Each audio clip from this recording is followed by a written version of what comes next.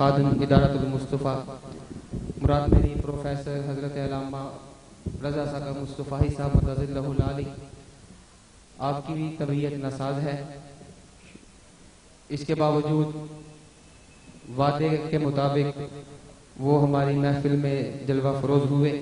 ہم دل کی اتحاد گرائیوں سے ان کے مشکور و ممنون بھی ہیں اور شکر گزار بھی ہیں کہ انہوں نے اپنی گوناگوں مصروفیات میں سے وقت نکالا اور ہمیں میزبانی کا شرف عطا کیا۔ بلا تاخیر ان کا خطاب شروع ہوا جاتا ہے اور اپنے احباب سے گزارش ہے کہ حضرت والا شان کا جو خطاب ہے بڑا پرمغز اور سمجھنے کے حوالے سے بہت زیادہ تاثیر بھی رکھتا ہے۔ اپنے اذہان کو، اپنے قلوب کو واضح کرتے ہوئے وہ جو درس آج خطاب فرمائیں گے اس کو مکمل طور پر سمجھنے کی، پھر اس پر عمل پیرا ہونے کی کوشش ضرور کیجیے گا۔ یہی ہمارے آج کے عرس مبارک کا جو پیغام ہے، یہی ہمارا مقصد ہے اور یہی قبلہ حضرت والا شان کی آمد کا مقصد ہے۔ محترم حضرت علامہ مولانا رضا ثاقب مصطفی صاحب مدظ اللہ العالی۔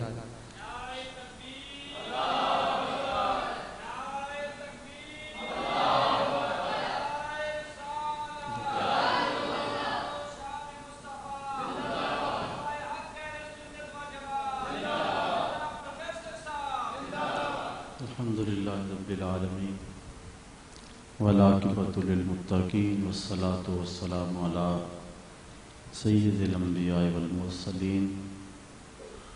قال اللہ تعالی وتبارک فی القرآن المجید والفرقان الحمید۔ بسم اللہ الرحمن الرحیم۔ والعادیات ضبحا فالموریات قدحا فالمغیرات صبحا فأثرن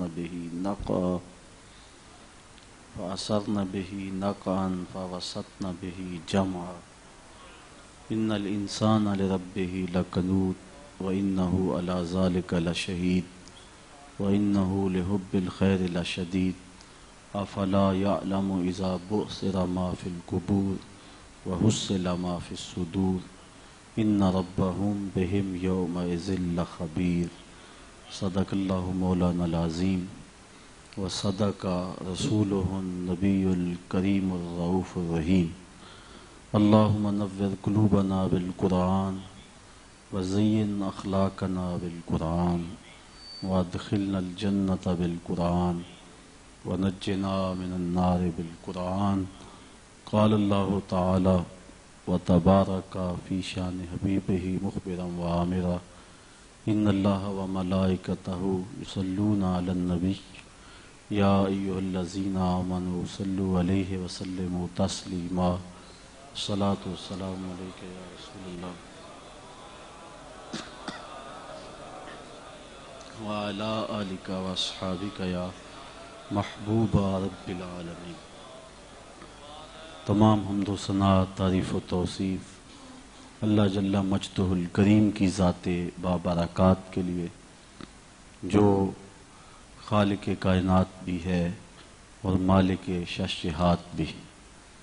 اللہ جل وعلا کی حمد و ثنا کے بعد حضور نبی اکرم شفیع امم رسول محتشم نبی مکرم اللہ کے پیارے امت کے سہارے رب کے محبوب دانائے غیوب مالک رقاب امم فخر عرب و عجم والی کون و مکان سیاہ لا مکان سید انس و جاں احمد مجتبیٰ حضرت محمد مصطفیٰ صلی اللہ علیہ وسلم کے حضور ناز میں اپنی عقیدتوں، ارادتوں، محبتوں اور نیازمندیوں کا خراج پیش کرنے کے بعد عالی مرتبت صاحب صدر گرامی قدر صاحبزادہ والا تبار حضرت قبلہ سید عارف بہاؤالدین چشتی صاحب زیدہ مجدہ علمہ عملہ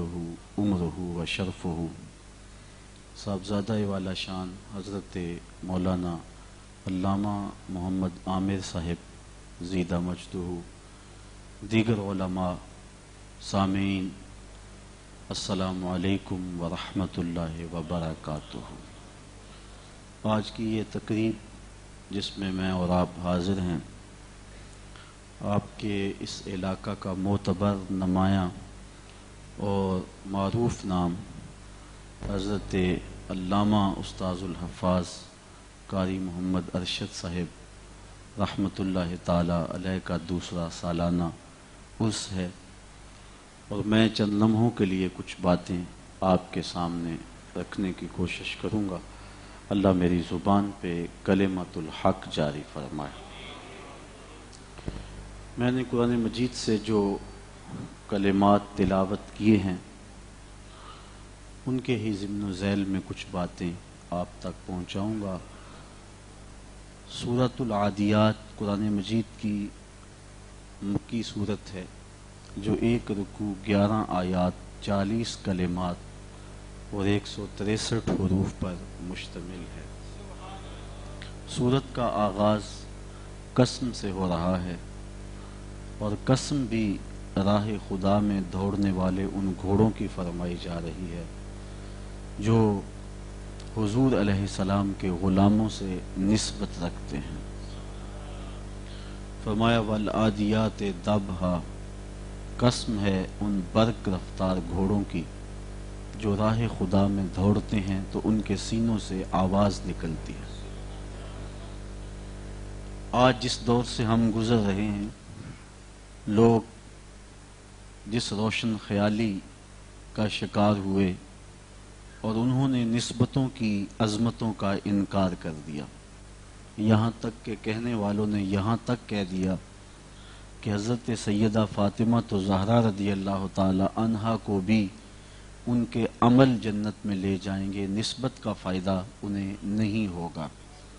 یہ بات لاہور کے ایک موقر حال میں کہی گئی، میں بھی اس دن وہاں موجود تھا، تو میں نے بعد میں اٹھ کر کے کہا، اللہ نے موقع نصیب کیا اور قوت اور طاقت بھی دی، زمانہ تھا الیکشن کا، تو میں نے کہا میاں آج تو لوگ اسے ووٹ نہیں دیتے جو تھانے سے نہ چھڑا سکے، اور جو سکی بیٹے کو بخشوا نہ سکے اس کا کلمہ پڑھنے کا کیا فائدہ۔ اور پھر اگلی جب بات ہوئی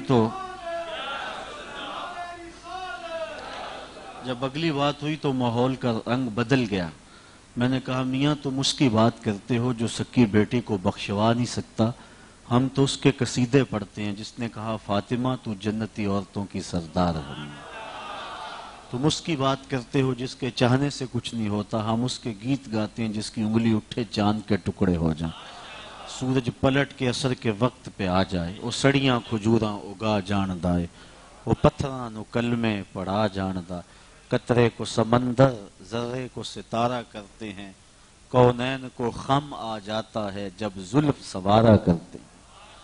ہم تو اس نبی کے چاہنے اور اس نبی کے ماننے والے ہیں، اور اسی نبی کی قصیدہ گوئی اور قصیدہ خوانی ہمارا وظیفہ حیات ہے۔ ہم گزر رہے ہیں تو یہ بات بڑے زور سے کہی جاتی ہے کہ نسبت فائدہ بخش نہیں ہے۔ اگر یہ بات ہٹ درمی اور ضد کی وجہ سے کہی جاتی ہے پھر تو علاج نہیں ہے۔ پورا قرآن مجید بھی پڑھ لیا جائے تو یضل بہ کثیرا ویہدی بہ کثیرا، لیکن اگر کسی غلط فہمی کی وجہ سے یہ بات کہی جاتی ہے تو میں دعوت دیتا ہوں لوگوں کو کہ وہ بار بار سورۃ العادیات پڑھیں۔ اللہ نے محبوب کے غلاموں کے گھوڑوں کی اداؤں کی قسمیں فرمائیں۔ والعادیات ضبحا، قسم ان تیز رفتار گھوڑوں کی جو راہ خدا میں دوڑیں اور ان کے سینوں سے آواز نکلے۔ فالموریات قدحا، اور پھر وہی گھوڑے جب پتھریلی زمین میں جاتے ہیں ان کے پاؤں سے لگی ہوئی کھریاں جب پتھروں سے ٹکراتی ہیں تو پتھروں سے کھریوں کے ٹکرانے کی وجہ سے شرارے نکلتے ہیں۔ خدا ان اڑتے ہوئے شراروں کی بھی قسم فرما رہا ہے، مجھے تیرے غلاموں کے تیز رفتار گھوڑوں کی قسم، اور جب پتھریلی زمین میں دوڑیں اور پاؤں سے چنگاریاں اڑانے والے ان گھوڑوں کی بھی قسم۔ جس طرح حاتم طائی کا نام معروف ہے، اس طرح عرب میں ایک بخیل شخص تھا جو دن کو کھانا نہیں کھاتا تھا، اور جب رات گہری ہو جاتی تو ہلکی آنچ پہ کھانا پکاتا، اور دور سے کوئی متحرک سایہ بھی دکھائی دیتا تو آگ بجھا دیتا۔